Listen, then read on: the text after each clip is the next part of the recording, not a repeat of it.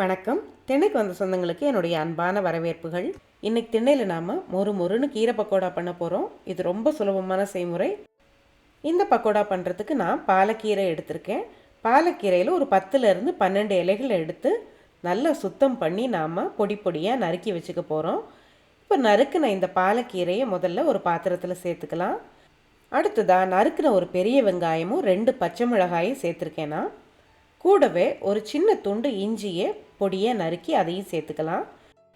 அடுத்ததாக இந்த பக்கோடாவுக்கு தேவையான உப்பு சேர்த்துட்டு கையால் இந்த கீரையும் வெங்காயம் பச்சை மிளகாய் இதெல்லாம் சேர்ந்து நல்லா கலக்கிற மாதிரி நம்ம பிசைஞ்சிக்க போகிறோம். கையால் நல்லா கலந்து விட்டுட்டு நம்ம இந்த கலவையை ஒரு 10 நிமிஷம் அப்படியே மூடி வச்சிடலாம்.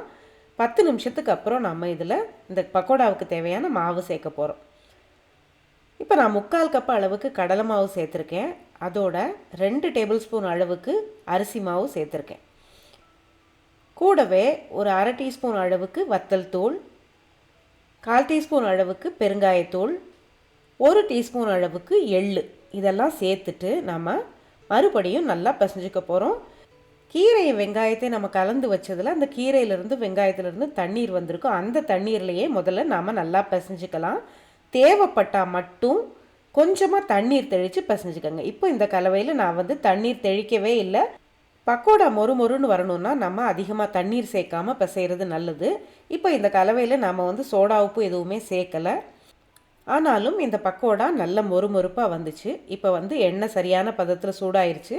இப்போ நம்ம பக்கோடாவை கொஞ்சம் கொஞ்சமாக மாவு எடுத்து அதை எண்ணெயில் உதிர்த்து விட்டு நாம் பொரிச்சு எடுக்கலாம்.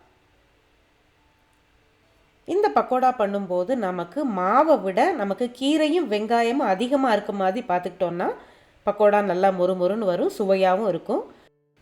இப்போ பாருங்கள், பக்கோடா ஒரு பக்கம் நல்லா பொன்னிறமாக செவந்துருச்சு. மறுபக்கமும் அதே மாதிரி பொன்னிறமாக செவக்க விட்டு எடுத்திங்கன்னா அருமையான மொறுன்னு கீரை பக்கோடா தயாராகிரும். ரொம்ப சத்தானது, ரொம்ப சுவையானது. இந்த செய்முறையை நீங்களும் செஞ்சு பாருங்கள். இந்த செய்முறை உங்களுக்கு பிடிச்சிருந்தா சேனலுக்கு புதுசாக வந்திருந்தீங்கன்னா மறக்காமல் சேனலை சப்ஸ்கிரைப் பண்ணிக்கோங்க. அடுத்து ஒரு நல்ல பதிவோடு சந்திப்போம். நன்றி.